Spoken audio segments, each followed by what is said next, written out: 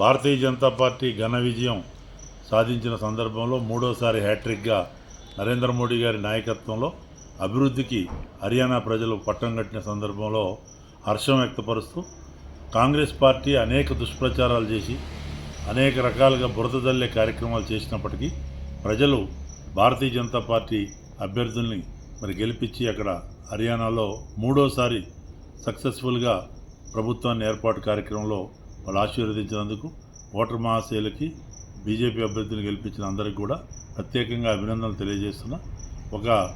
ఎలాంటి స్వార్థం లేకుండా దేశ అభివృద్ధి పరమావధిగా ఒక సేవా తత్పరంతో భారతదేశాన్ని అభివృద్ధి పదం వైపు తీసుకుపోతూ ఆత్మనిర్భర్ భారత్ వైపు వికసిత భారత్ వైపు అడుగులేస్తున్న నరేంద్ర మోడీ గారి నాయకత్వాన్ని హర్యానా ప్రజలు ఆశీర్వదించిన సందర్భం. ఇకనైనా కాంగ్రెస్ పార్టీ వాళ్ళు వక్రబుద్ధి సంకుచిత మనస్తత్వం బంద్ చేసి దుష్ప్రచారాలు ఆపండి, వాస్తవ విరుద్ధ ప్రకటనలు మానండి. మిమ్మల్ని గెలిపిస్తే ఎలక్షన్ కమిషన్ మంచిది, లేకపోతే ఎలక్షన్ కమిషన్ కూడా తప్పుపట్టే వారి విధానాలను కూడా తీవ్రంగా ఖండిస్తున్నాం.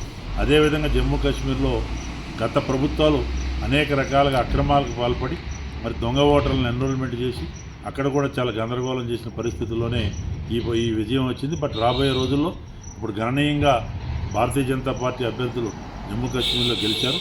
రాబోయే రోజుల్లో తప్పనిసరిగా భారతీయ జనతా పార్టీకి అక్కడ 370 ఆర్టికల్ తీసేయటం, శాంతిని నెలకొల్పే ప్రయత్నం, అభివృద్ధి పదం వైపు కాశ్మీర్ని తీసుకుపోయి నరేంద్ర మోడీ గారి నాయకత్వంలో దేశహితంగా అమిత్ షా గారు చేసినటువంటి కార్యక్రమాలు ఇవన్నీ కూడా రాబోయే రోజుల్లో ప్రజల్లో తప్పనిసరిగా మార్పు వస్తుంది. వాళ్ళు చేసినటువంటి అందుకొరకే ఈ ఎన్ఆర్సీ, ఈ యొక్క సిటిజన్స్ అమెండ్మెంట్ యాక్ట్లు కూడా అవసరం. అనేక మంది చొరబాటుదారులు, కొన్ని పార్టీలు అప్పుడు అధికారంలో ఉన్నటువంటి ప్రభుత్వాలు వాళ్ళందరినీ కూడా ఓటర్లు నమోదు చేసే కార్యక్రమం అనేది అనేక అనుమానాలు ఉన్నాయి.